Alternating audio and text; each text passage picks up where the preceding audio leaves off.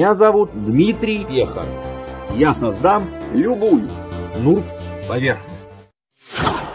В предыдущей серии. А каким инструментом пользуются инженеры-криволинейщики? График кривизны нужен, чтобы контролировать отражающие свойства поверхности. Кривизна точки дифференцируемой кривой – это кривизна ее соприкасающейся окружности. Понимание того, как работает график кривизны – это необходимый этап алгоритма при переходе человека от твердотельного моделирования с использованием примитивов к моделированию с использованием кривых. Сегодня мы поговорим о графике кривизны сплайнов и поверхности.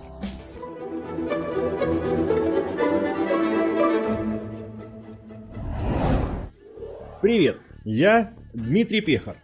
Я создаю 3D-модели и помогаю в этом другим людям. Сегодня расскажу вам, насколько важна криволинейная поверхностная инженерия, которую сложно представить, еще труднее понять. Очередной вопрос, очередная серия. Сегодня зебра. Но не та, что ходит по саванне, а та, что встречается в мире поверхностного моделирования, как отличный метод оценки кривизны поверхности.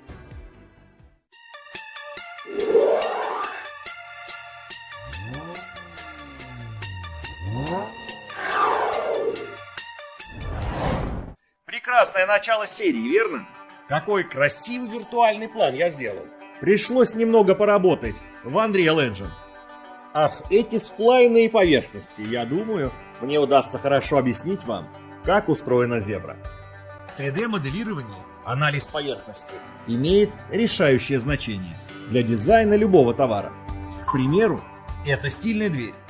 Она тоже состоит из поверхностей, которые плавно соединены между собой и называются патчами.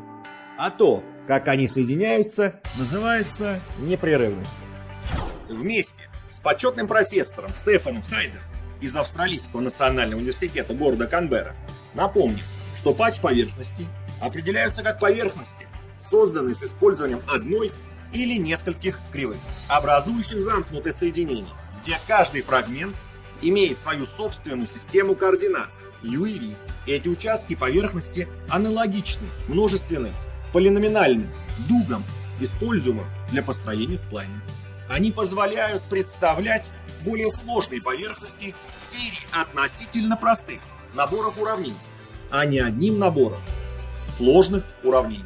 Например, в случае тензорного произведения соответствующих параметров параметрической плоскости патч представляет собой прямоугольник, поскольку U и V рассматриваются отдельно и требуется только одномерная интерполяция. В случае полной степени интерполяция U и V требует трех точек для определения положения в пространстве при двухмерной интерполяции, и плоскость представляет собой треугольник. Участки поверхности и грани, построенные на этой поверхности, обычно имеют непрерывность точек без зазоров и непрерывность по касательной без острых углов. Непрерывность кривизны, отсутствие резких изменений радиуса, может сохраняться, а может и не сохраняться.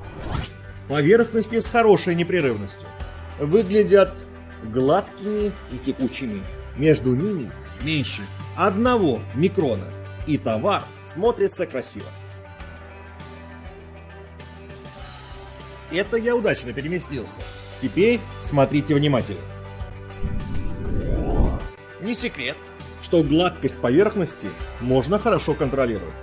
Для этого инженеры применяют набор инструментов-анализаторов. Один из них – это полосы зебры. Чередование черных и белых полос реализовано в ряде как программ, таких как Fusion 360, Siemens NX, Katia, Rhinoceros, Elias Surface и других программах. Хороший знак, что вы зашли на мой канал. Часто люди ищут и не могут найти надежного специалиста, который поможет в создании современных NURBS-моделей. Подписывайтесь на мой канал, чтобы не пропустить новые серии. И вы узнаете много нового о 3D-моделировании. Будет интересно. Нет ощущения приятнее, чем понимание того, что зебра может стать чуть-чуть понятней. Так что такое зебра? Зебра — это имитация визуального эффекта, размещение объекта в туннеле, который освещен параллельными рядами источников света, или размещение идеального отраженного объекта в комнате с полосатыми стенами. Поверхности освещаются лучами, которые перпендикулярны касательно к его окружности. Самая важная часть анализа – это перемещение позиции наблюдения и фиксирование изменения отражения линий света. Изменение в рисунке отраженных черно-белых линий указывает на недостатки либо самой поверхности, либо на границе ее соединения с другой поверхностью. Термины параметрическая и геометрическая непрерывность были введены Брайаном Барским, чтобы показать, что гладкость кривой может быть измерена путем снятия ограничений на скорость, с которой параметр следует по кривой. Концепция геометрической непрерывности в первую очередь применялась к коническим сечениям и связанными с ними формами, разными математиками, такими как Лейбниц, Кеплер и Панцеле. Эта концепция была ранней попыткой описания посредством геометрии, а не алгебры.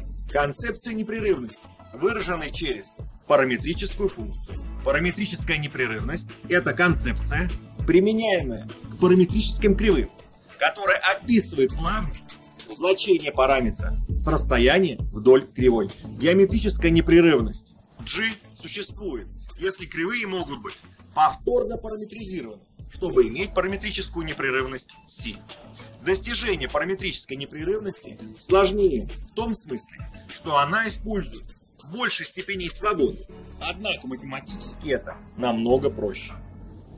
Чтобы разобраться в нурбс-сплайнах и поверхностях, нужно много времени. Бывает и 10 лет. Хорошо, что вы смотрите мой канал. Значит, вы хотите побыстрее разобраться.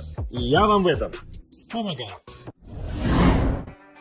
Всегда интересно посмотреть, как на разных типах непрерывности поверхности будет отображаться зебра. К примеру, вот так выглядит непрерывность G0. Второе ее название – позиция. Видно, что отображение зебры хоть и соединяется, но выглядит как разрыв и с внутренней, и с внешней стороны соединенной поверхности.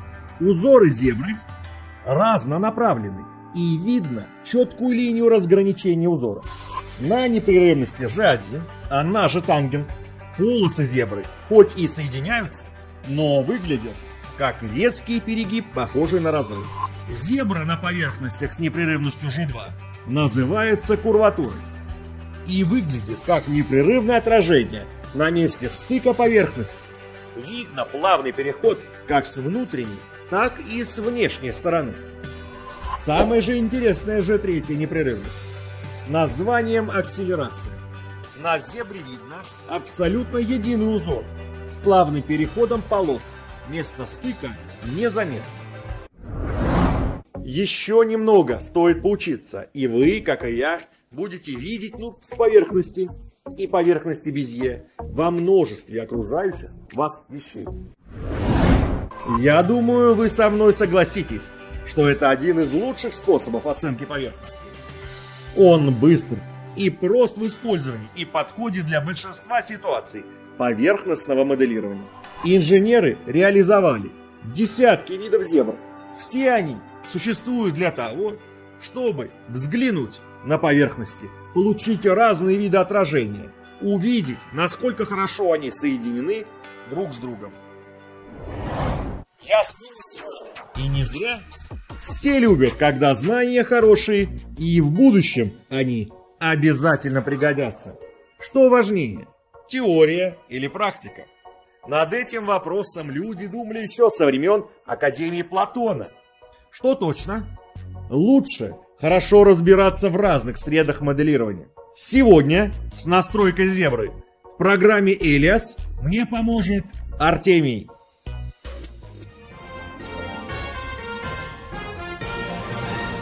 Всем привет! Меня зовут Артемий Штейн. Давайте посмотрим, как можно настроить внешний вид отображения черно-белой зебры. Вы с вами можем изменить следующие параметры. Первое. Можно уменьшить толщину черных полос, оставив белый цвет в большинстве. Второе. Можно увеличить толщину черных полос, сделав поверхность преимущественно черной. Также мы можем уменьшить частоту черно-белых полос, если поверхность достаточно большая. И наоборот, мы можем увеличить частоту полос для самого точного анализа поверхности. Проверим. Все смотрится прекрасно. С вами был Артемий. В следующей серии. Чем больше контрольных вершин, тем сложнее уравнение интерполяции и более гибким может быть сплайн.